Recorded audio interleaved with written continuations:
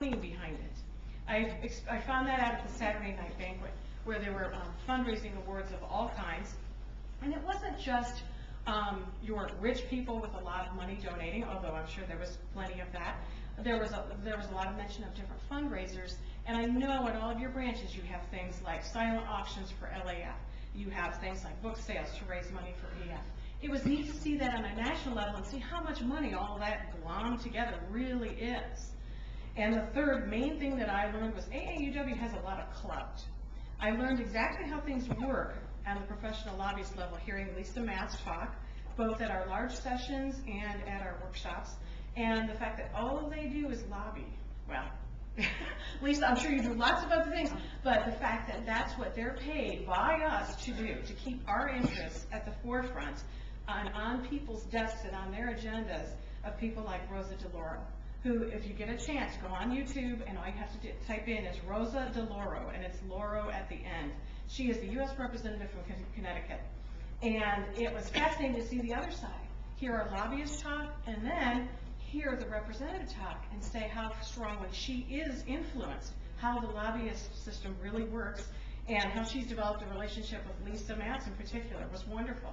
I learned about the power of grassroots organization, how we have clout through truly grassroots groups, non-professional subgroups, I would say, as defining grassroots. People signing petitions or public demonstrations, groups of us, groups of our branches or subgroups, and in fact, how each of us can effectively lobby Congress ourselves. I've learned tips about that. What it gives you the most bang for your buck. If you're going to contract a congressional person, what's better? Phone, email, all those kinds of things. And as far as clout goes, I learned more about the power of one voice, the fact that an individual can and does make a difference. I had never really paid much attention to a lady named Lily Ledbetter until she stood up at a podium like this in front of 1,000 women.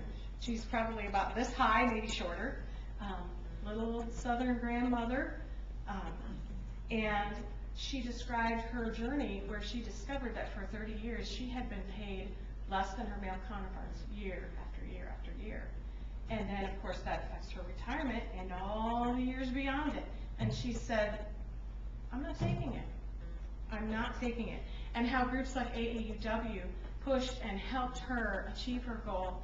And it was really exciting to hear her tell her story. And then to realize she stood up there with President Obama, and this, on purpose, was the first bill he signed into law. It was just amazing to me. So, I'm sorry, I'm probably over my 5 minutes.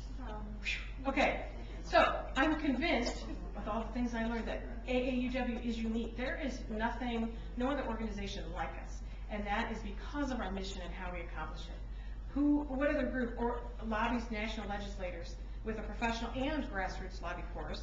What other group backs up its political positions with scientific research, all the publications you hear about and read about in Outlook magazine when you get that? And who else has a powerful and a philanthropic arm to fund legislative plaintiffs through the ranks of appeals courts? We do.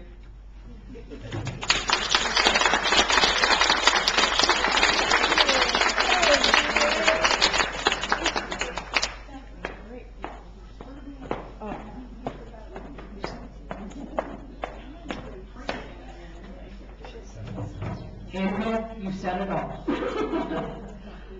This convention for me was my 20th convention. Can you believe that? Because I'm really 20, you understand. But breaking through barriers was truly a pioneering convention for all of us, and will have an impact on all of our lives for a long time. One of the things I have to tell you, you've heard everything else, but it's a personal thing. I happened to win $500. I really did. I was so shocked sitting at the banquet when my name was called and I won a $500 gift certificate to Talbot's. So I haven't spent it all yet. Okay. In comparison with the other 20 to which I've gone, 3 others stand out in my mind as far as the end impact.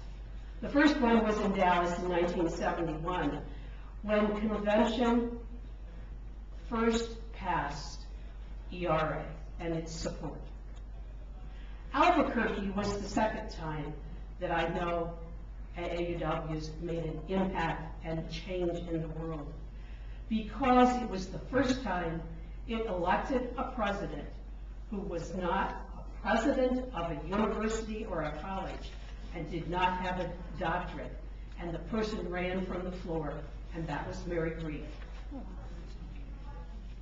The third convention was in Boston, when we went into our second century, and we decided to have the formation of the Legal Advocacy Fund.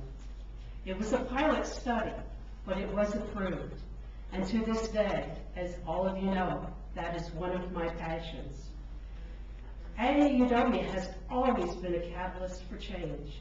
We're on the cutting edge, and we always need to remember, each of us sitting in this room needs to be the change which we wish to be and to see in the world.